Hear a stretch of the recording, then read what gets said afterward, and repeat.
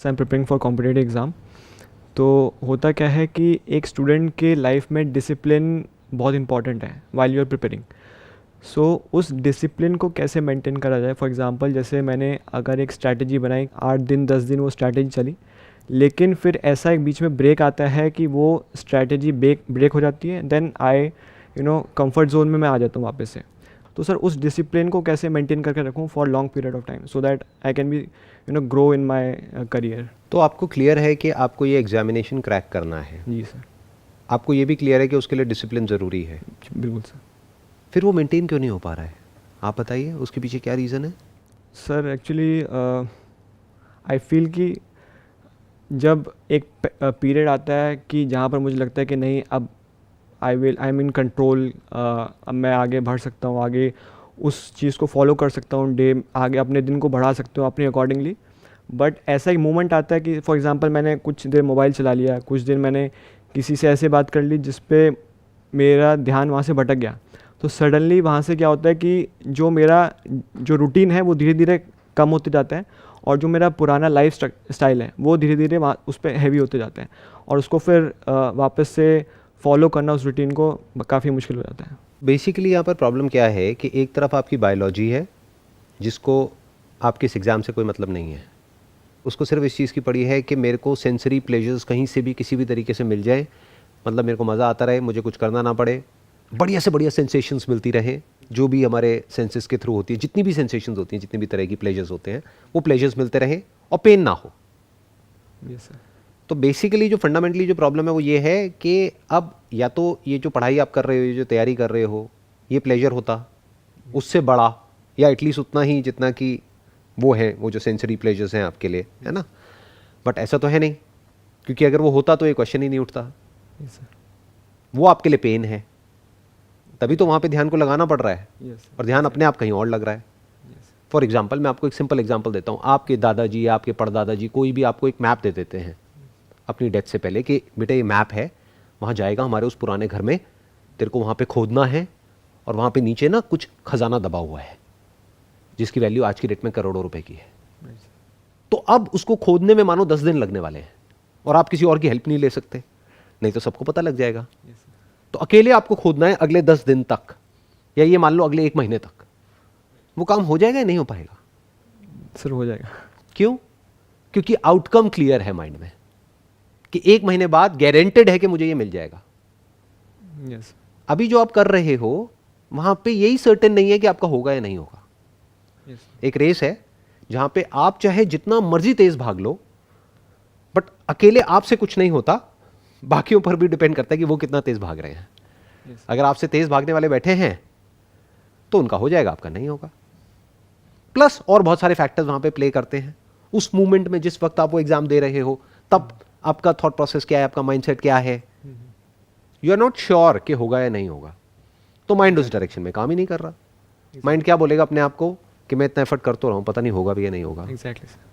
जैसे अभी मैंने खजाने वाली बात करी, तो मानो आपके दादाजी ने, परदादाजी ने आपको कोई नक्शा नहीं दिया है, ऐसे ही आपने कहानियां सुन ली हैं कहीं से कि ऐसे खोदते हैं ना हम कहीं जा करके किसी किले में, तो खजाना मिल जाता है, और आप खोदे चले जा रहे हो। कब तक खोदते रहोगे? सर गोल ही क्लियर नहीं है, कहाँ जाना है, क्या करना है। नहीं, गोल तो क्लियर है, क्योंकि आपने कहानियां सुनी है बहुत लोगों से कि ऐसे ऐसे कुछ महल होते हैं पुराने, उनके आसपास में पहले के ज़माने में क्या होता था, कुछ घर होते थे, वहाँ पे लोग ना अपने सोने के चांदी के सिक्के गाड़ के रखते थे। तो ये 4 घर है, अगर चारों को खोदोगे तो एक आध में से कहीं ना कहीं से कुछ ना कुछ मिल जाएगा। लेकिन कहानियां हैं, उसकी होने की प्रोबेबिलिटी बहुत कम है। हो सकता है, इम्पॉसिबल नहीं है, बट प्रोबेबिलिटी क्या है? May be 1%। 99% क्या है कि चारों को खोदोगे कुछ भी नहीं मिलेगा। तो अब क्या होगा?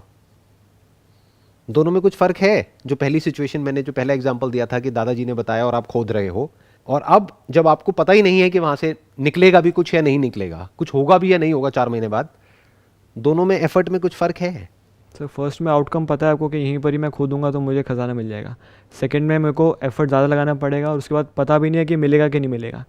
तो दोनों में ये फ़र्क है कि वहाँ पर श्योरिटी है आपको कि हाँ यहाँ पर होगा, मेरे को मिलेगा, बट वहाँ पर श्योरिटी कम है, या फिर 1% जो आपने कहा। वो कम है या बहुत कम है? बहुत कम है सर।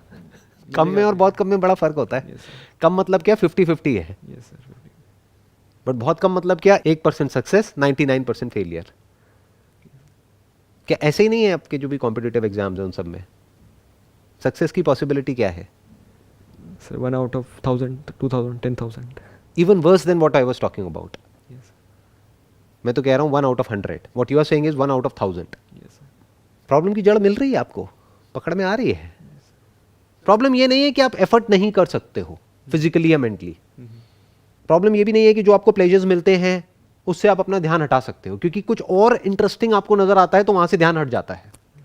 जैसे मैंने वो एग्जांपल दिया ना, 1 महीने तक खजाना खोदोगे अपने दादाजी के कहने पे, Yes, sir. तो उस वक्त क्या ये सब ध्यान आएगा कि मोबाइल पे कुछ देख लूं? माइंड में गोल बिल्कुल क्लियर होगा कि मैं एक खजाना खोदने का काम कर रहा हूं, 1 महीने बाद यहाँ से कुछ निकलने वाला है। सर बट डेली का आउटकम हम कैसे सेट करें? फॉर एग्जांपल मैं स्टार्ट कर रहा हूँ, मुझे नहीं पता कि लेट्स से रात में क्या आउटकम निकल के आएगा। ये तो लॉन्ग टर्म की बात होगी फॉर एग्जांपल कॉम्पिटिटिव एग्जाम में। बट डेली बेसिस पे जैसे कुछ स्टूडेंट्स बात कर रहे हैं कि मैं डेली बेसिस पे गोल बनाता हूँ, और देन वो पता नहीं चलता कि 6 महीने बाद आप किस लेवल पे पहुँच जाते हो, और आपको एक एंड ऑफ लाइट, टनल के बाहर जो लाइट है वो दिखने लग जाते हैं कि हाँ मैं कर सकता हूँ क्रैक। बट वो उन्होंने बोला कि डेली बेसिस पे आपको चलना पड़ेगा, डेली बेसिस पे आपको एफर्ट डालने पड़ेंगे। तो वहाँ पर आउटकम स्टिल थोड़ा क्लियर होता है कि हाँ मैं अगर ऐसे ऐसे चलूँगा तो शायद। कोई भी ये नहीं बता सकता कि आप कितना काम करोगे और उसके बेसिस पे आपका क्रैक होगा या नहीं होगा। क्यों? क्योंकि हर एक के लिए काम की डेफिनेशन अलग अलग है। आप हो सकता है दिन में 4 घंटे काम करोगे और कोई सीनियर है जिसका क्रैक हो गया है, उसने आकर के आपको सलाह दे दी कि भाई इस तरह से अगर आप डिसिप्लिन को आप फॉलो करोगे, डेली दिन में 4 घंटे करोगे या 6 घंटे करोगे और ये नहीं करोगे तो आपका हो जाएगा। वो किस बेस पे बोल रहा है? आपके बेस पे, अपने बेस पे? अपने एक्सपीरियंस के बेस पे। बट क्या आप और वो सेम हो बॉडी वाइज और साइकोलॉजी वाइज? आपकी जो साइकोलॉजी है, आपकी जो बॉडी है, वो सेम है या अलग अलग है? बिल्कुल अलग अलग है सर। तो फिर ये फॉर्मूला कहां से आया? अब मैं आपको डिमोटिवेट नहीं कर रहा हूं, मैं आपसे सिर्फ क्वेश्चनिंग कर रहा हूं। कुछ लोग जो इंटेलिजेंट नहीं है ना, वो इन बातों को ये समझेंगे कि मैं डिमोटिवेट कर रहा हूं। मोटिवेशन का मतलब वो क्या समझते हैं कि कहीं भी रेस हो रही है वहां पे जाकर के बोलते रहो अरे बहुत बढ़िया हो जाएगा, तेरा हो जाएगा, never give up, never give up, go on go on go on. ये नहीं है मोटिवेशन। मैं क्या कर रहा हूं, मैं आपसे एक्चुअल में समझने की कोशिश कर रहा हूं कि प्रॉब्लम क्या है, उसकी जड़ क्या है और उसका सोल्यूशन क्या है। सो जो प्रोडक्टिविटी की डेफिनेशन है वो सबके लिए अलग अलग है। ऐसे ऐसे लोग हैं जिनका पास में क्रैक हुआ है, मेरी बात को वेरीफाई करना हो तो उन लोगों से जाकर के बात कर लो जिनका क्रैक हुआ है, 10 अलग अलग लोगों से। 10 का प्लान सेम नहीं मिलेगा। कोई होगा जो कहेगा कि मैंने दिन में 2-3 घंटा काम किया, बाकी टाइम रिलैक्स किया। कोई होगा जो कहेगा मैंने तो दिन में 12-12 घंटे काम किया। उसका भी हो गया, उसका भी हो गया। अब आपके लिए दोनों में से सही कौन सी है? ऐसे समझना होता है कि 10 अलग अलग लोग अपनी अलग अलग स्ट्रैटेजीज बताएंगे। अगर आप ध्यान से समझोगे कि उसने क्या किया, कैसे किया। उन 10 में से किसी की गर्लफ्रेंड होगी, किसी की नहीं होगी। तो जिसकी नहीं होगी वो कहेगा कि मैं इन चक्रों में नहीं पड़ा, इस वजह से मेरा हो गया। Yes exactly. जिसकी होगी वो कहेगा कि उसने ही मुझे हेल्प किया। किसी का ब्रेकअप हो गया होगा तो वो कहेगा कि मेरा ब्रेकअप हो गया, इस वजह से मेरा नहीं हुआ। कोई दूसरा मिलेगा जो कहेगा मेरा ब्रेकअप हो गया, इसी वजह से मेरा हो गया, क्योंकि मैंने अपना सारा गुस्सा वहां निकाल दिया। तो कोई फॉर्मूला तो है ही नहीं। आप मेरे से भी क्या चाहते हो? फॉर्मूला। जिससे भी आप बात करते हो आप क्या चाहते हो? फॉर्मूला। बट आपका कैसे क्रैक होगा, कैसे नहीं होगा, उसके लिए सबसे पहला स्टेप क्या होगा? पहले आपकी पर्सनैलिटी को समझना, आपकी साइकोलॉजी को समझना, आपके बैकग्राउंड को समझना। कुछ ऐसा हो सकता है कि जो भी आप तैयारी कर रहे हो इसको क्रैक करने के लिए, वो इंटरेस्टिंग हो जाए, उसमें मज़ा आने लग जाए। Sir I have tried many times actually. जो मैंने ये फॉलो करा था 10-15 दिन का, कि 15-20 डेज़ में पढ़ता हूँ, फिर देन ब्रेक हो जाता है। देन नेक्स्ट टाइम जब मैं प्लानिंग करता हूँ तो मेरा बेसिकली ये होता है कि जो पुरानी प्लानिंग है उससे थोड़ा सा डिफरेंट हो, बिकॉज अब फिर से उसी जोन में जाएंगे तो कहीं ना कहीं आपका जो माइंड कहेगा कि नहीं, आप 7 से 11 मैथ्स पढ़ते हो तो अब 7 से 11 थोड़ा कोई अदर सब्जेक्ट पढ़ो। इसमें मेन सब्जेक्ट्स कौन से हैं जिस पे आपको सबसे ज़्यादा ध्यान देना है? Basically mathematics. तो बेसिकली इसमें आप कह रहे हो कि जो एग्जामिनेशन आपको क्रैक करना है इसमें मैथमेटिक्स का बहुत बड़ा रोल है, सबसे बड़ा रोल उसी का है। जी सर। तो अब आपको क्या चाहिए कि किसी तरीके से उस सब्जेक्ट में आपको मज़ा आने लग जाए, उस सब्जेक्ट में इंटरेस्ट आ जाए। उससे ज़्यादा जितना कि आपको मोबाइल पे टाइम पास करने में आता है तो काम हो गया ना। Yes sir. ये है प्रॉब्लम की जड़। तो अब वो कैसे होगा? मैथमेटिक्स में इंटरेस्ट कैसे आएगा? जो भी मैथमेटिशियंस पास्ट में हुए हैं उनके बारे में पढ़ो ना।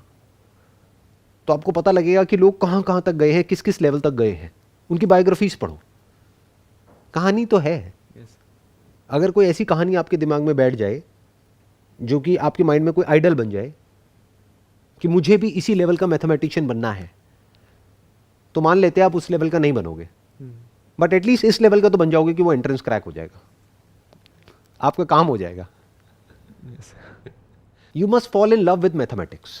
That is the solution of this problem, not discipline.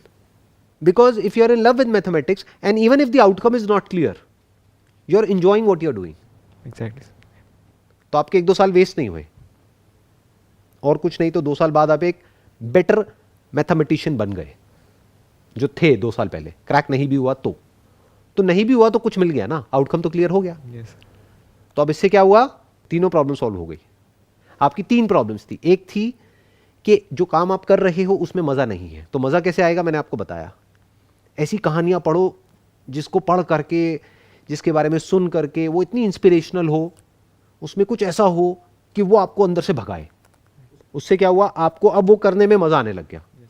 दूसरा, आउटकम को क्लियरली डिफाइन करो माइंड में। आउटकम मस्ट नॉट बी कि मेरा ये होना चाहिए, क्योंकि वो होना है ना होना आपके हाथ में नहीं है। तो आप क्या बोलो, हो गया तो बहुत बढ़िया है, मुझे ये करने में मज़ा आ रहा है। क्या करने में, मैथमेटिक्स सीखने में, और मैं ये करता रहूँगा अगले 1-2 साल तक। तो क्या बनूंगा मैं, या तो मैं एक बहुत अच्छा मैथमेटिशियन बन जाऊँगा, या मुझे जॉब मिल जाएगी। अब मेरे को जॉब तो मिल गई, साथ ही साथ मैं एक तगड़ा मैथमेटिशियन भी बन गया। right, तो आउटकम भी क्लियर हो गया, प्रोसेस में मज़ा आने लग गया, जर्नी में मज़ा आने लग गया। अगर ये 2 चीज़ें एक्चुअल में आप कर लेते हो, जैसे मैं बता रहा हूँ, लिख करके पेपर पे अपने माइंड में, आउटकम को भी क्लियर कर लेते हो, प्रॉपर्ली डिफाइन कर लेते हो कि ये मेरा गोल है अगले 2 साल बाद, आइदर अ ग्रेट मैथमेटिशियन और a public sector employee, I am okay with both the options. और 2 साल तक की जर्नी में मैं अपने ऊपर काम करूंगा और अपनी स्किल को बेटर करता चला जाऊंगा, अपनी नॉलेज को और बेटर करता चला जाऊंगा। सिर्फ वही नहीं सीखूंगा जो सिलेबस में, इसके अलावा भी सीखूंगा। Now you are following in love with the subject and the journey. तो जब ये होगा तो क्या होगा, अपने आप ही ध्यान जो छोटे मोटे प्लेजर्स हैं वहां से हट जाएगा।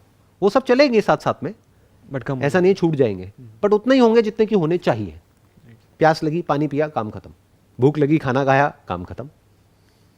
फिर वो सब चीजें भी बुरी नहीं है। क्यों? क्योंकि अगर आप इतना एफर्ट लगा रहे हो अपनी नॉलेज को बेटर करने में, तो आपको बीच बीच में रिलैक्सेशन भी तो चाहिए ना। तो वो सब एक रिलैक्सेशन का काम करेगा। फॉर एग्जाम्पल, आपने बहुत काम किया, बहुत पढ़ाई करी, ये करा वो करा। डिसिप्लिन का मतलब ये नहीं होता कि गधों की तरह बस लगे रहो। उसका मतलब क्या है कि आपने 2, 4, 5 घंटे में आपने क्या अचीव किया है। right, तो आपको ये समझ आया कि अच्छा मैं यहाँ था 3 घंटे पहले, अब मैं यहाँ आ गया हूँ। अब मेरी जो ब्रेन है, मेरी जो बॉडी है, वो रिलैक्सेशन मांग रही है। Let me go out and watch a movie. तो अपने आप को रिवॉर्ड दिया आपने तब जब एक्चुअल में कुछ अचीव किया। This is actual discipline. क्योंकि अगर इस तरीके से आप आगे बढ़ते हो ना लाइफ में, तो लाइफ में भी बहुत आगे जाओगे। नहीं तो होगा क्या, जैसे सब आगे बढ़ते हैं उस तरीके से अगर आप कहीं पहुंच भी गए, अगर आपको कोई जॉब मिल भी गई, तब भी उसके बाद कुछ चेंज नहीं होने वाला है लाइफ में, बल्कि लाइफ और बुरी हो जाएगी। क्यों? क्योंकि अभी तो फिर भी एक गोल है उसके बाद तो कोई गोल ही नहीं बचा। मैं क्या कह रहा हूं, या तो जो काम कर रहे हो वही करते रहो, बट पैशन के साथ करो, या इस काम को छोड़ो, कोई ऐसा काम करो जिसमें आपका पैशन हो। इन दोनों के अलावा अगर आप कोई तीसरा रास्ता पकड़ रहे हो, that is not worth it. तीसरे रास्ते में क्या है कि ऐसा काम कर रहे हैं जो करना पसंद नहीं है, लेकिन जो मिलेगा वो बड़ा पसंद है। तो अगर वो मिल गया तब भी फंस गए, नहीं मिला तब भी फंस गए। मिल गया तो प्लेजर्स में इंडल्ज हो जाओगे, और नहीं मिला तो रोते ही रहोगे, मैं फेल हो गया, मैं फेल हो गया। घर वाले भी सुनाते रहेंगे जिंदगी भर, खुद भी अपने आप को सुनाते रहोगे, एज अ लूजर अपने आप को देखोगे। तो जिस रास्ते की मैं बात कर रहा हूं उसमें आपका फायदा ही फायदा है, नुकसान है ही नहीं। right, now I hope you got the answer. right, yes, अब क्लियर कट आंसर मिल गया Yes. है ना। क्योंकि मैं आपको ये नहीं बता रहा कि आप क्या करो क्या ना करो, और कैसे करो और कैसे ना करो, वो आपका डिपार्टमेंट है।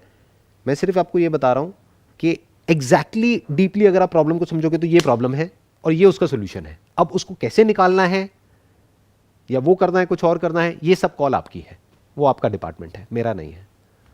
तो जो भी लोग देख रहे हैं, आई एम श्योर अगर वो भी डीपली समझ पाए हैं कि मैं क्या बोल रहा हूँ, किस लेवल से बोल रहा हूँ, और आप भी अगर समझ पाए हो, तो आई एम श्योर कि अब आप बहुत क्लियरली चीज़ों को देख सकते हो। और बड़ी आसानी से सॉल्यूशंस निकाल सकते हो अपनी प्रॉब्लम्स के. Wish you all the best. Thank you sir, thank you so much. May God